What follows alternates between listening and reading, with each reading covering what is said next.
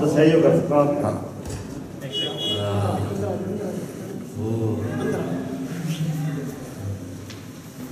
पूज्य भंते पदंत महाथेरे विद्या रश्मि जी के द्वारा आज सलगांव के अंदर बहुत सुंदर भगवान बुद्ध की प्रतिमा का अनावरण किया जा रहा है।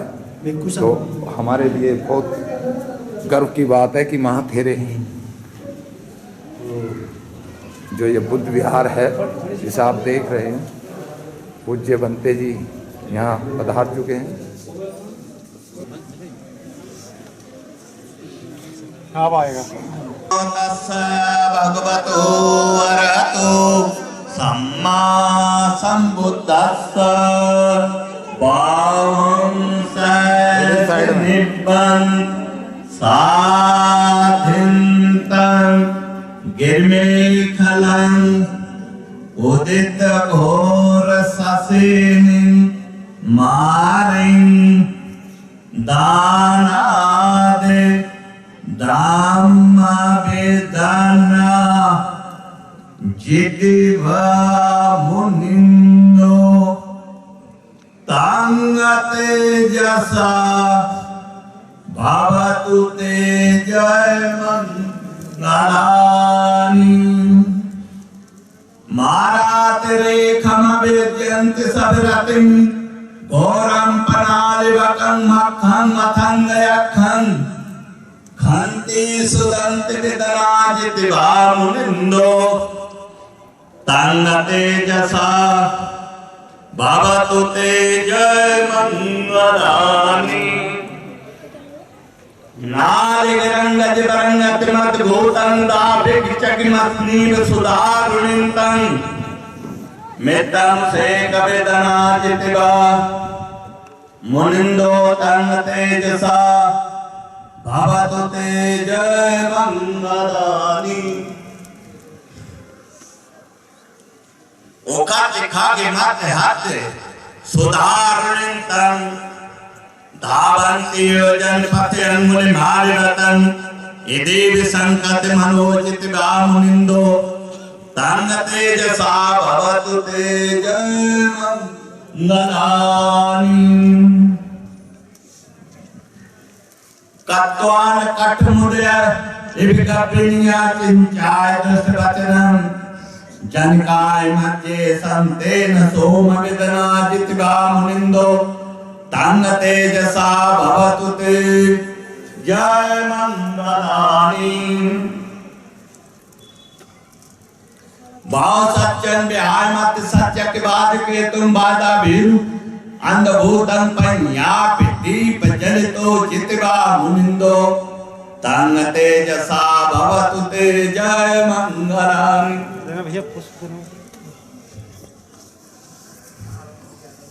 Nando panan bhajan maidin putte nather bhujigena dama payanto Iti apadesh vedana jitva munindo Tanga tejasa bhavatu tejayamangalani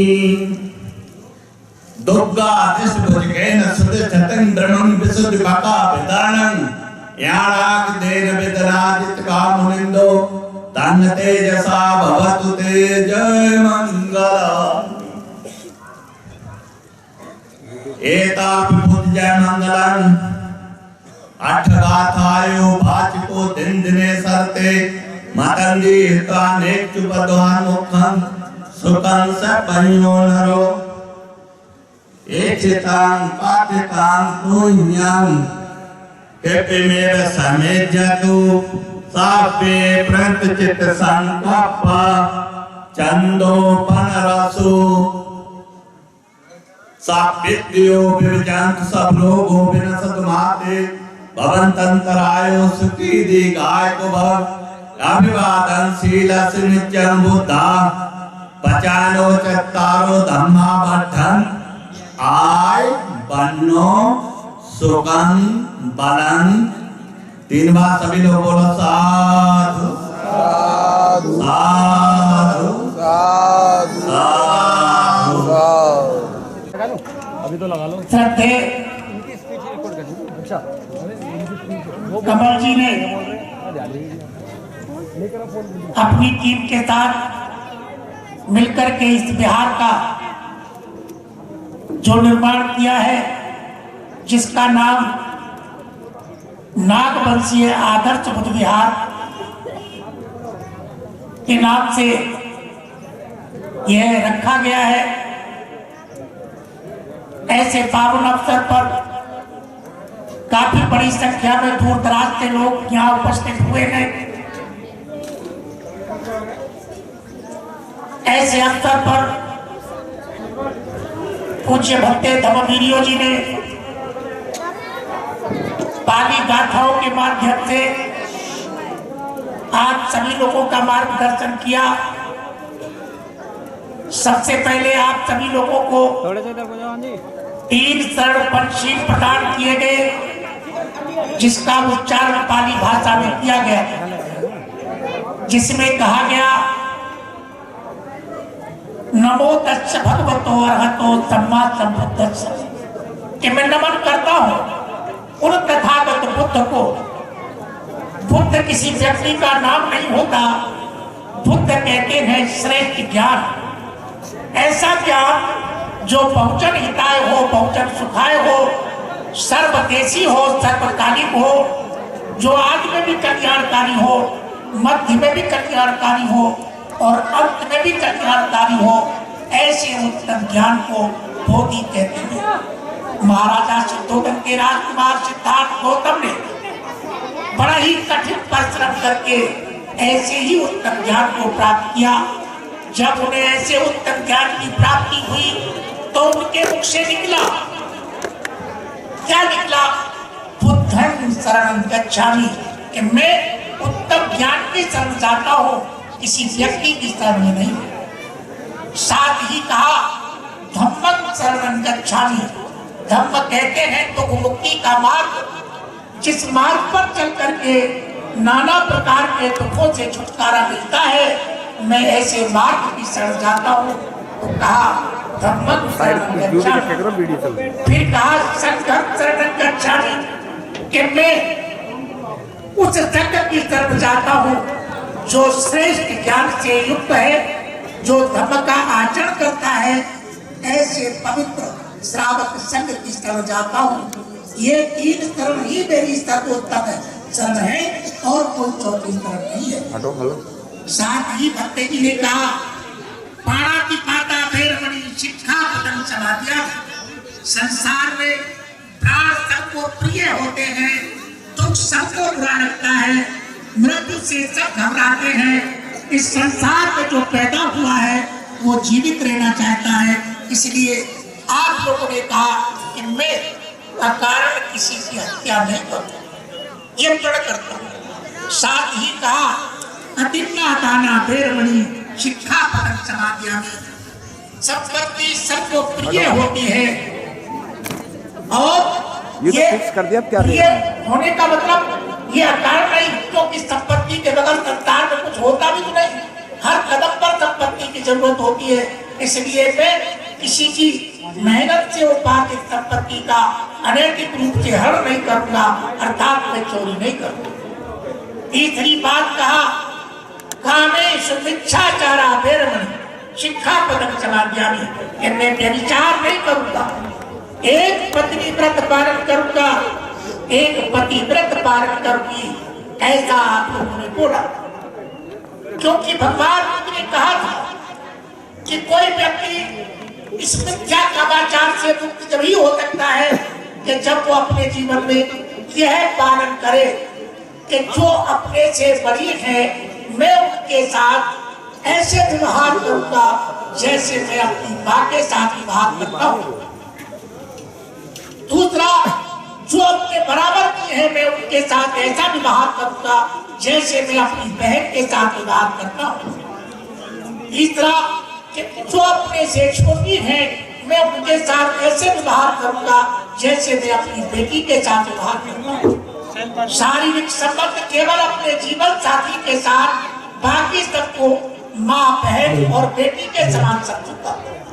ऐसे ही महिलाएं भी कि मैं अपने से बड़ों के साथ ऐसे व्यवहार करूंगी जैसे मैं अपने पिता के साथ व्यवहार करती हूँ। और अपने बराबर के हैं, मैं उनके साथ ऐसे व्यवहार करूंगी जैसे मैं अपने भाई के साथ व्यवहार करती हूँ, और जो अपने से छोटे हैं मैं उनके साथ ऐसे व्यवहार करूंगी जैसे मैं अपने बेटे के साथ व्यवहार करती हूँ। शारीरिक संबंध केवल अपने जीवन साथी के साथ, बाकी सबको बाप, भाई और बेटे के समान व्यवहार करूंगी। चौथी बात कहा, मूसा वादा बेर बनी शिक्षा पदक समाधिया में, कि मैं अपनी वाणी को दूषित नहीं करूंगा, क्योंकि जवान की बहुत बड़ी पहलू होती है। जवान के बल पर लाखों करोड़ों के व्यापार चलते हैं, जवान के बल पर बेटी बेटा पराये हो जाते हैं। इसलिए जिसकी जवान छूटी हो जाए उसके पास क्या बचा है भला। तो मैं कभी अपनी जवान को छूटा नहीं करूंगा, दूषित नहीं करूंगा, ये प्रतिज्ञा। पांचवी बात कहा, सुरा मेरे बच्चे प्रभात खाना, कि मैं नशीली चीजों से अपने को अलग रखूंगा, क्योंकि नशा करने के बाद बुद्धि का संतुलन बिगड़ जाता है। जो काम नहीं करने चाहिए ऐसे काम भी कर देता है, क्योंकि तथागत ने कहा नशा सारे पापों की जननी है। जो व्यक्ति नशा कर सकता है वो कोई भी पाप कर सकता है। इसलिए आप लोगों ने बोला था कि हम नशीली चीजों से अपने को सर्वथा अलग रखेंगे। यह भट्टे जी ने आपको शुरू में 3 तड़पशील के माध्यम से आपको बताया। साथ ही अभी देखिए प्रतिमा का अनावरण हुआ, अभी बड़ी प्रतिमा का अनावरण हुआ, भट्टे जी ने और जो यहाँ पर भिक्षु है उन सभी ने यहाँ पर उपासक और उपासिकाओं के प्रति मतलब उनका आशीर्वाद प्रदान किया कि आप लोग यहाँ आए हैं, तथागत की मूर्ति का अनावरण हुआ है। ऐसे अवसर पर यह भिक्षु संघ आपके सुखी और सतत एवं बहुमुखी विकास के लिए कामना करता है। तो जिसमें कहा गया था, क्या कहा, बाहो सहा तमिल वित्तम साध भक्तम गिरि देखलन उदित फोरत से नमारन दानादि धम्म विदना जितवा मुनिंदो तन तेजता भक्त तेजय मंगलम। कि जिन तथागत पुत्री सहस्त्र मतलब जो शस्त्र धारण करके जिन्होंने उस बाधी को पराजित किया, उस सत्य वचन से आपका कल्याण। नालागिरी के जमाना के जो नालागिरी हाथी था, जो अजात शत्रु के कहने से मतलब देवदत्त के कहने से अजात शत्रु ने तथागत की हत्या करने के लिए जो हाथी छोड़ा था, तथागत बुद्ध ने अपने मैत्रीय बल से ऐसे दुष्ट व्यक्ति को भी जीत लिया। इस सत्य वचन से आपके कल्याण।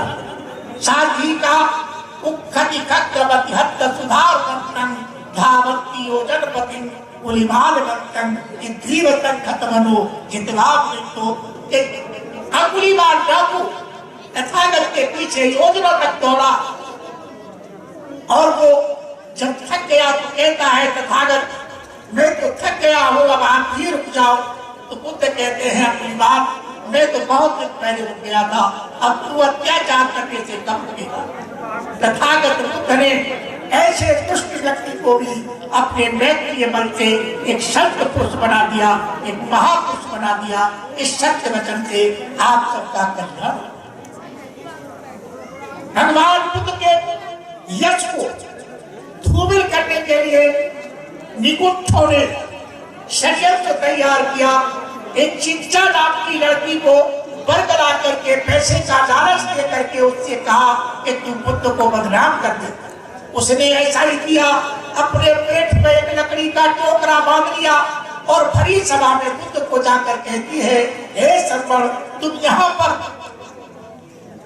प्रवचन कर रहे हो, मेरे पेट में जो बच्चा है ये आपका है, मेरे प्रसव का समय हो चुका है, आप मेरी व्यवस्था नहीं करेंगे।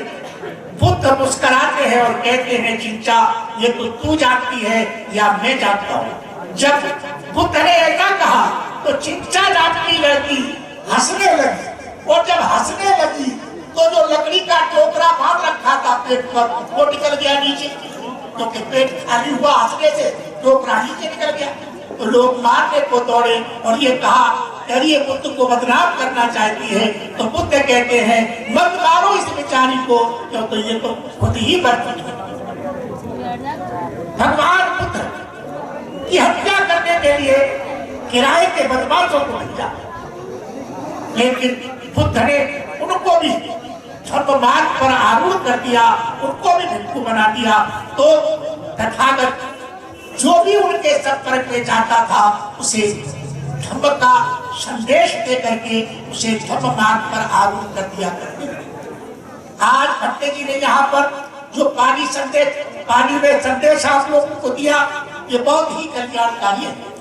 देखिए, यह है जो बुद्ध विहार का लोकार्पण हुआ है श्री कमल जी के द्वारा, ये बड़ा सार्थक प्रयास है। क्योंकि एक बात मुझे याद आती है कि जब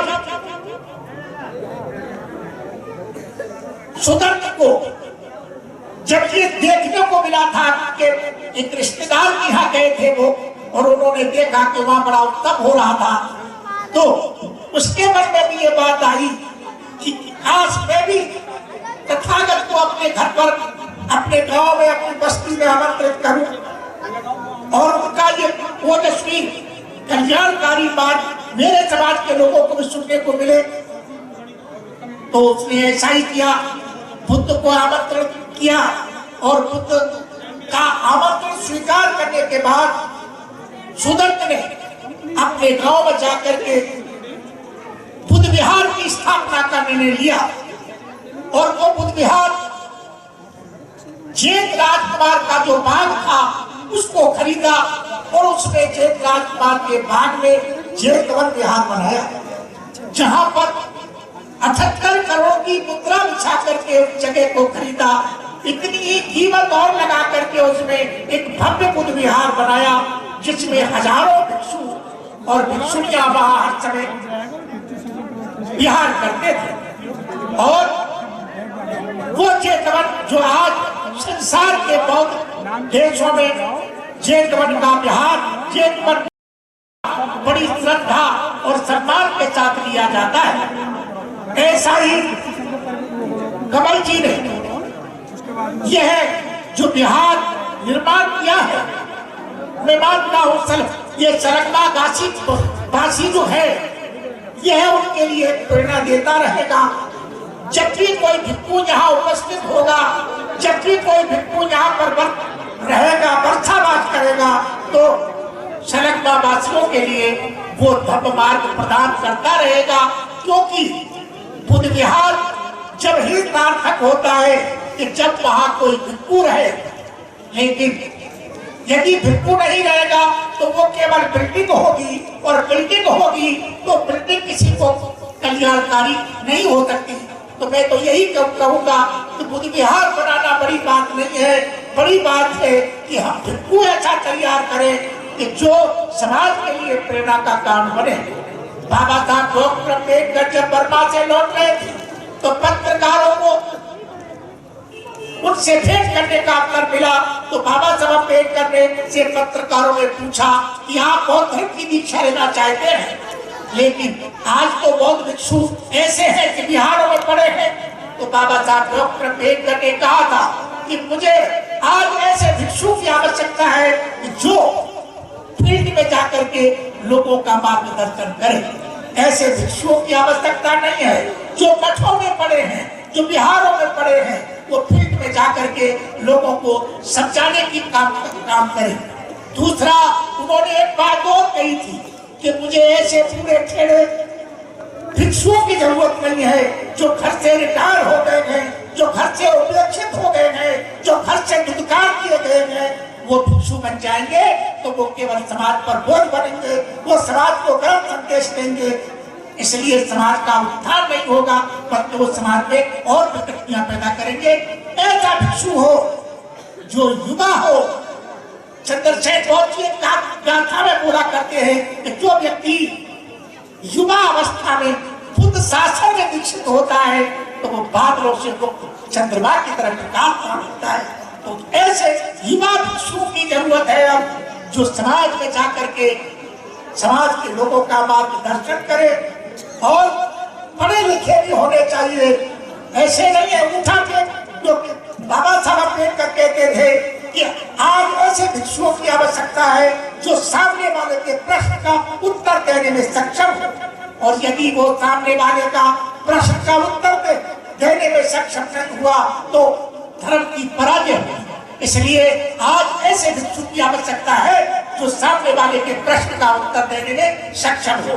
तो देखिए यहाँ पर बनते धर्मवीरों जी बैठे हैं, और मैं तो ये कहना चाहूंगा कि यहाँ पर प्रकार विद्वान लोग हैं जिन्होंने काफी पुस्तकें लिखी हैं, बड़े दार्शनिक लोग हैं, वो भी अपने विचार व्यक्त करेंगे। देखिए मुझे तो इस क्षेत्र की जनता न जाने कितने बार सुन चुकी है, मुझे तो, क्योंकि मैं तो आज से 43 साल पहले भी यहाँ आया था। ये पार्क का जो पार्क डॉक्टर अम्बेडकर पार्क है, इसका शिलान्यास जो हुआ था वो भी मेरे हाथों से ही हुआ था। तो मुझे लोग जानते हैं सारे लोग। ये तो मैं कहना चाहूंगा कि आज ये सलगमा के लोगों को सुनने की जो आज आवश्यकता है उन विद्वानों को सुनने के लिए है कि जो बाहर से आए हैं, जो दार्शनिक हैं, जिन्होंने काफी पुस्तकें लिखी हैं, जिन्हों को बुद्ध शासन के बारे में बड़ा अच्छा ज्ञान है, तो आज हम सब लोग उनको अपना समय देंगे, उनको हम सुनेंगे, और वो जब बताएंगे तो हमारे सलगमा वासियों के लिए, इस क्षेत्र की जनता के लिए बड़ा ही कल्याणकारी साबित होगा। तो मैं ज्यादा कुछ न कह करके मैं सलगमा वासियों के सुखी और समृद्ध जीवन के लिए, साथ ही जो दूर दराज से लोग आए हैं उन सभी के सुखी और समृद्ध एवं बहुमुखी विकास की कामना करते हुए मैं अपनी बात समाप्त करता हूँ, और साथ ही आशा करता हूँ कि हमारे जो वक्ता हैं वो तथ्यात्मक सार गर्भित बात कहें, फजूल की बातों में न उलझे, तथ्यात्मक चाहे थोड़ी बातें कहें लेकिन वो तथ्यात्मक हो, सार गर्भित हो।